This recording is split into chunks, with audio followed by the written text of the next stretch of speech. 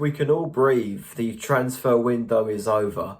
And I think it's been the most hectic transfer window since I've been starting this channel, really, to be honest with you.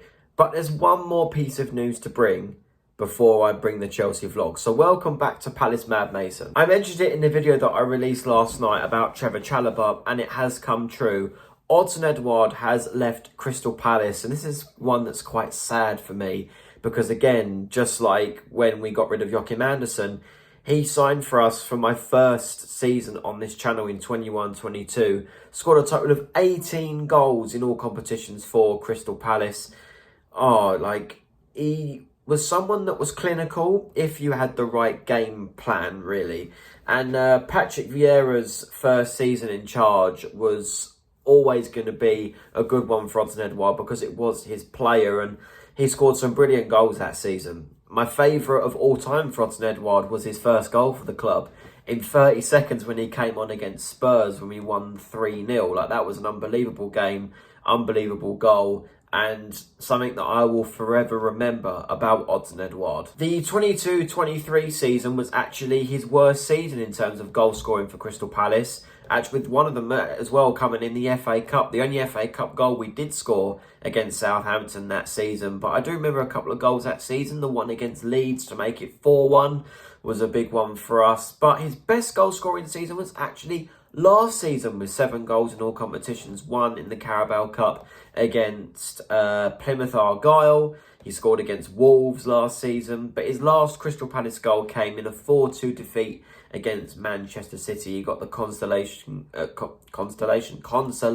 goal. But as we end the transfer window, we've decided to part ways with Odsonne Edouard for 1 year. We've sent him on a 1-year loan to Leicester City, where Jordan Ayew has actually signed a proper deal with them. So it looks like Leicester are trying to build up the Palace team of old, to be honest with you. But obviously I wish him the best of luck at Leicester City.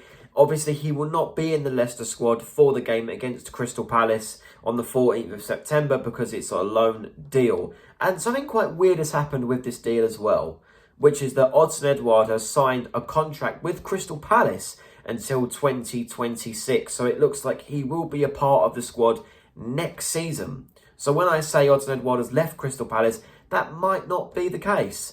But the good thing is that at least we can try and sell him on in the summer next season, which I think is good because we signed him for like 15 or 14 million or something around them margins from Celtic in 2021. It'd be nice to make even more profit in transfer windows to come. And we've made a lot in this transfer window, hence why we've been able to sign all the players we have. He made 95 appearances as well for Crystal Palace in the 3-year period. And that is something that can't be written off, you know what I mean?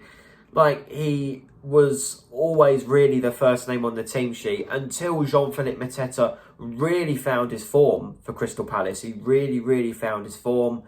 And, yeah, that's all I've got to say on Odsonne Edouard. Like, he was a brilliant player, kind of slow and lethargic as time went by. But I do think he was a main player for Crystal Palace over the last 3 years. I really do. Shouldn't be disrespected. In my opinion, the only concern I have with this deal is that if we've signed Nketiah and we're playing 2 up front, we've got no backup striker. But Edouard, with all due respect to him, he's still 26. He's going to want game time at Leicester City, which is probably where he's going to get it, to be honest with you, as Jamie Vardy is aging a little bit as well.